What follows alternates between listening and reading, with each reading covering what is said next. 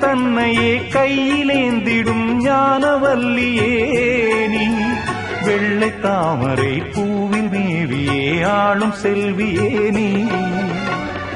எந்தன் வாக்கு மேடையில்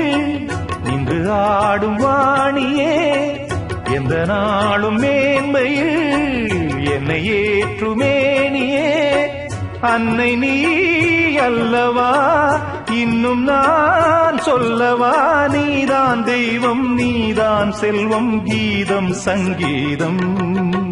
நீதானே நாள்தோறும் நான் பாடக் காரணம் நீ எந்த நெஞ்சோடு நின்றாடும் தோரணம்